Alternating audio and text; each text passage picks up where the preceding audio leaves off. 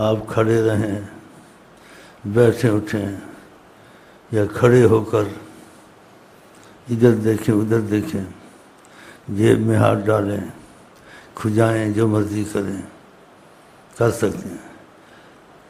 صحیح ہے غلط ہے؟ کہ جب نماز کی نیت کر لیں اللہ اکبر، اب کھجانا ٹھیک نہیں ہے، اب جیب میں ہاتھ ڈالنا ٹھیک نہیں ہے، اب ایسے کر کے ادھر دیکھنا ہے ادھر دیکھنا ٹھیک نہیں ہے۔ کیوں؟ سمجھ آئی؟ تم نے اللہ اکبر کہا، نماز میں آگے نیت کر لیں، سمجھا؟ ہاں، تم سمجھا ہی ہوا ہے سب کچھ، لکھنے کو بولنے کو بڑا تیز ہے۔ ایسی بات ہوتی تو کچھ تمہارے لوگوں میں بات ہوتی، اللہ، ایسی بات نہیں ہے۔ یہ میں نے کیوں کہی ہے؟ اس سے پہلے ایک بات سمجھیں۔ آقا جی کہتے ہیں ساری کائنات کو میں ایسے دیکھتا ہوں، کائن، جو ہو رہا ہے وہ ہوگا، الی یوم القیامہ، قیامت تک۔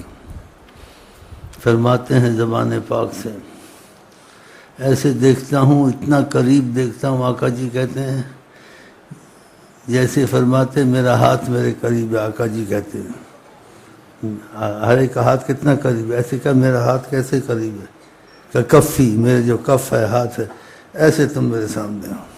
اللہ، سمجھے اس بات؟ جو اصل بات ہے وہ مجھ پر آ رہا ہوں۔ جب یہاں آتے ہو، جیسے نماز میں نیت کر لا، کھجانا، دیکھنا ادھر ادھر، لاپرواہ ہونا نہیں ہونا چاہیے، کیونکہ نماز کی نیت کی۔ ایسے تم نے اگر نیت کی ہے یہاں آنے کی کہ وہاں جاتا ہوں، اور تم کو یہ پتہ تھا آقا جی ساری کائنات کو ایسے دیکھتے ہیں جیسے ان کی ہتھیلی ہے، صحیح ہے؟ تو تم نے پھر یہاں بیٹھ کر یہ نیت کر لی کیا میں آقا کے سامنے ہوں۔ پھر تم کو کسی سے بات چیت کرنا یا کھجانا یا گھڑی کو ایسے دیکھنا کرنا چاہیے؟ جیسے نماز نیت کر لی، اب تم نماز میں گھڑی کو نہیں دیکھ سکتے، لاپرواہی سے کھڑے نہیں ہو سکتے، اب اہمیت سے کھڑا ہونا ہے، اور ایسے کھڑا ہونا ہے کہ انسان کی جان نکل جائے، کہ نیت کر لی ہے اللہ شارک سے زیادہ قریب ہوں۔ ایسے تم نے اگر نیت کر لی یہاں آ کر، تو آقا جی کی حدیث تم کو یاد رہی کہ ہر چیز میرے سامنے ہے قیامت تک، کہیں بھی ہو، کروڑوں میلوں پہ ہو، آسمان میں ہو، زمین میں ہو، مشرق ہو، مغرب میں ہو۔ فرمایا میں ایسے اس چیز کو دیکھتا ہوں کہ میرے سامنے ہوتی ہے ایسے، تو ہم ان کے سامنے بالکل ایسے ہیں جیسے 2 فٹ کا معاملہ۔ ہاں، لیکن جب نیت تم نے کر لی، اس حدیث کو سوچ کے میں آقا کے سامنے ہوں، اب نیت تم نے کر لی، اب نیت کی وجہ سے تم نے سامنے کا تصور کر لیا، تو وہ تصور تھا لیکن اصل میں حقیقت تھی، کیونکہ وہ دیکھتے ایسے ہیں نا، ہے حقیقت، لیکن تم کو حقیقت دکھائی نہیں گئی ہے، تو تم تصور ہی کرو گے نا، یا نہیں؟ اور حقیقت دکھائی جاتی تو تمہاری حالت پھر ایسے رہتی، بدل جاتی۔ تو حقیقت سے ہم نا آشنا ہیں، لیکن حقیقت کو مانتے ہیں، لیکن ہمارے سامنے حقیقت نہیں ہے، تصور ہے، لیکن ہے تو حقیقت نا، حقیقت ہے نا۔ ہاں، تو جو اس نیت سے بیٹھے گا یہاں کہ میں آقا جی کے سامنے بیٹھا ہوں، وہ ادھر ادھر زیادہ نہیں دیکھے گا، وہ زیادہ توجہ آقا جی کے تصور کا کرے گا، ہے حقیقت۔ ہو سکتا ہے اس کے دل میں بجلی چل جائے، ہو سکتا ہے یہاں سے بہت کچھ لے کے چلا جائے کہ آقا جی نے ان کو نظر رحمت سے زیادہ دیکھا، کہ اس کے پاس میرا احترام زیادہ ہے، یہ میری اہمیت بہت رکھتا ہے۔ جب اس نے یہ سنا کہ میں آقا جی کی محفل میں جا رہا ہوں، تو آقا جی کی محفل میں آقا شیخ کے سامنے ہو محفل میں، لیکن حقیقت سوچو شیخ کے سامنے نہیں ہو، آقا جی کے سامنے ہو۔ شیخ ایسے ایک تصویر ہے خالی، اس تصویر کے اندر جیسے کسی نے کہا تیری اکھیاں پیچھے اکھیاں نے، تو پھر تمہارا یقین بنے گا، تمہارا دل بدلے گا، تمہارے وظیفوں میں تیزی آئے گی۔ آقا جی کی اہمیت اور ان کو دینا، ان کا سوچنے سے، اس نظریے سے تمہارے ہر چیز میں برکتیں اور خیریں شروع ہو جائیں گی، کیونکہ آقا جی رحمت للعالمین ہے. تمہارے گھر میں برکت، تمہاری روزی میں برکت، تمہاری عمر میں برکت، تمہارے دشمنوں کو تم سے خوف شروع ہو جائے گا، کیونکہ آقا جی کی نظر میں آتے جاتے ہو. تو یہ چیزیں حقیقت ہے، کیونکہ ہم کلمہ پڑھا ہے، ہم کو آقا جی کی باتوں پر یقین پورا ہونا چاہیے. لیکن وہ یقین درجات ہیں، ہمارا یقین تصور تک جا سکتا ہے، آگے کیوں ہم کو دکھایا نہیں گئی نا حقیقت. حقیقت دکھایا جائے ہو جائے ہم پاگل ہو جائیں، حواس نہ رہیں، کیونکہ وہ آقا جی اللہ کی تجلی ہے نا، تو وہ آہستہ آہستہ وہ عکس تمہارے دل پہ کھلے گا. ایک دم نہیں کھلے گا، برداشت نہیں ہوگی. تو اس لیے میں بھائیوں سے کہتا ہوں، میں آتا ہوں تو بڑا خوف سے آتا ہوں، اور کبھی ڈر کے مارے، ان کی عظمت کے مارے واللہ میں آنا نہیں چاہتا، کیونکہ میں تصور کر لیتا ہوں کہ میں ان کے سامنے ہوں، پھر مجھ کو کیسے بولنا چاہیے، کیسے بیٹھنا چاہیے، کیسے. ایسے آپ بھی آ جاتے ہیں قسمت کے سکندر ہو ماشاءاللہ ان کے پاس، تو پھر آپ اپنا تصور کو تصور سمجھیں، لیکن بیچ میں عقیدہ رکھیں یہ میرا تصور حقیقت ہے، لیکن حقیقت بھی کبھی ہمارے سامنے آ جائے گی. کیونکہ بعض لوگوں کو تمہارے میں ایسے ہیں حقیقت سامنے آ جاتی ہے 1 منٹ 2 منٹ کے لیے، کہ حجابات ہٹاتے ہیں، آقا جس کو دکھنے شروع ہو جاتے ہیں. اگر بیٹھے ہوں تو بیٹھے دکھتے ہیں، اگر مسکرا رہے ہیں مسکراتے دکھتے ہیں، اگر تسبیح ہاتھ میں یا زمین پہ پڑی ہو دکھ رہی ہو تو بیٹھے ہوئے دیکھ رہے ہیں، یا کسی سے کہیں بات کر رہے ہیں تم کو دکھتا ہے. 1-2 منٹ کا وقفہ آتا ہے پھر غائب ہو جاتا ہے، تو تمہارا یقین بن جاتا ہے. تم کو کیوں نصیب ہوا؟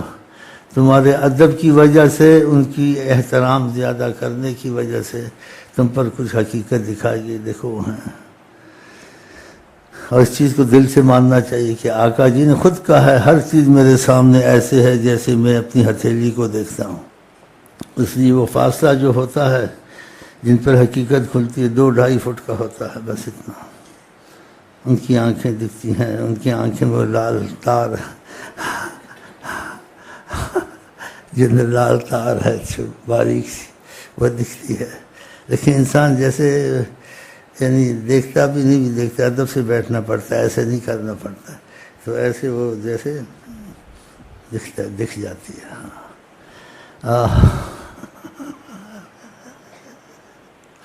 وہ دل کہاں سے لاؤں جو ان کو پسند آئے. اور یہ باتیں کھلیں، یہ حجابات کھلیں کہ ہم نے سنا نہیں، ہم آپ کا ہم تو کبھی کبھی دیکھ بھی لیتے ہیں. تو آپ کا یقین کتنا ہو جائے گا جب آپ کہیں کہ ہم کبھی کبھی دیکھ لیتے ہیں. تو یہ ان کو ہوگا کبھی کبھی دیکھ لیتے ہیں حیات النبی کو، جو ان کی احترام زیادہ کرتے ہوں گے، ان کی بات کی اہمیت زیادہ کرتے ہوں گے، ان کی سنتوں پر زیادہ چلتے ہوں گے. آقا جی نے داڑھی کا حکم کیا، وہ داڑھی موڑ نہیں سکتے، اہمیت دیتے ہیں، داڑھی رکھنے کا حکم ہے. وہ فرض نمازوں کو جماعت کی کوشش کرتے ہیں، ڈرتے ہیں، کہتے ہیں آقا جی نے کہا جو جماعت سے نماز نہیں پڑھتا اس کی گھروں کو آگ لگاؤں. اللہ کا حکم ایسے. عذر سے ہو تو معافی ہے. آقا جی عذر سے بھی ہوتے تھے پھر بھی جماعت میں آ جاتے تھے، حالانکہ عذر میں جائز ہے آقا جی گھر میں پڑھیں، لیکن امت کو اہمیت ہو تو جائز کے باوجود پیر لڑکھڑاتے تھے. 2 آدمی صحابہ سہارا دیتے تھے اور آپ کو جیسے ایسے اٹھا کے لاتے تھے. پھر آپ کھڑا نہیں ہو سکتے تھے، بیٹھ جاتے تھے. پھر کہتے تھے مرو ابا بکر، ابو بکر کو بولو کہ تم کو آقا جی کہتے ہیں نماز پڑھاؤ. ان کے پیچھے نماز پڑھتے تھے. ابو بکر کو گالی دینی چاہیے. ابو بکر سے جس کے پیچھے رسول اللہ نماز پڑھیں، بہت بڑی سوچنے کی بات ہے. اس کو اپنا امام بنائیں، حقیقت وہ امام ہے، اتنا اس کو رتبہ دیں. اور ابو بکر کے متعلق کہیں ساری امت کا ایمان ایک طرف، ابو بکر کا ایمان ایک طرف. ابو بکر کے لیے نفرت پھیلانی چاہیے، شیعہ بننا چاہیے. اگر تم کو آقا جی چاہیے تو شیعہ سنی وہابی دیوبندی نہیں بننا ہے، یہ قرآن میں نہیں آیا. تم نے عاشق رسول بننا ہے نیت میں، اور حقیقت میں خدا آستے سے بنا دے گا، ایک دم تو نہیں بنتا ہے. تم ایک نیت کرتے ہو ڈاکٹر بننا ہے تو پھر آستے بنتے ایک دم بن جاتے ہو. انجینئر بننا ہے، پروفیسر بننا ہے، مکان بنانا نیت کرتے ہو تو اینٹ لگتی ہے، پھر کہیں جا کے مکان بنتا ہے۔ ایسے تمہارے اندر ذرا ذرا فیض آتا رہے گا، ایک دن تمہارا اگر مضبوط رہے تم طریقت میں شیخ کے ساتھ اور وظیفوں میں، اور ان کی بات کو اہمیت دیتے رہے، بیچ میں گناہ ہوتے ہیں تو سر توڑ کے معافی مانگتے ہو، خدا سے روتے ہو کیوں ہوا ہے، ایک دن تمہارا ان کا سامنا ہو جائے گا، خدا کی قسم۔ اور دیکھتے ہیں کہ میری بات کی قدر کرتا ہے، میری بات کو اہمیت دیتا ہے، داڑھی میں نے کہا داڑھی نہیں مڑتا ہے، گھر میں بے حیائی پسند نہیں کرتا ہے، اپنی بیٹیوں بہنوں کو پردے کراتا ہے۔ آقا جی کہتے بے غیرت جنت میں نہیں جائے گا۔ آقا جی نے عورت کو مسجد میں کہتا ہے نماز کی اجازت دی، پھر کہا گھر میں پڑھے افضل ہے کہ مسجد جاتے ہوئے مردوں کا سامنا ہوتا ہے تو گھر میں اپنی بیٹیوں بہنوں کو پردے میں رکھتا ہے۔ جب ایسی باتوں کو اہمیت دیتا ہے پھر آقا جی کی رحمت والی نظر اس کی طرف جانا شروع ہو جاتی ہے، جس سے اس کو خود کرے تو مشقت سے کرے گا، پھر اس نظر کی رحمت جب اس میں داخل ہوتی ہے، وہ برکت، وہ رحمت، وہ نور کی نظر، تو اس کو نمازوں میں تیزی آ جاتی ہے، تسبیح میں تیزی آ جاتی ہے، رات کا قیام آسان ہو جاتا ہے، گناہوں سے جان جلدی چھوٹ جاتی ہے، ہاں جی، دعاؤں میں قبولیت ہو جاتی ہے کہ دعا مانگتا ہے، اور اس بعض وقت دعا مانگے بغیر جو چیز چاہتا ہے آپ دعا سے پہلے ہی مل جاتی ہے اس کو۔ کس کی توفیق؟ حضرت محمد صلی اللہ علیہ وسلم کہ آقا جی سے جڑ گیا ہے، آقا جی کی بات دل سے مانتا ہے، نمازیں دل سے پڑھتا ہے، داڑھی دل سے رکھتا ہے، مسواک خوشی سے کرتا ہے، چوم چوم کے مسواک کرتا ہے،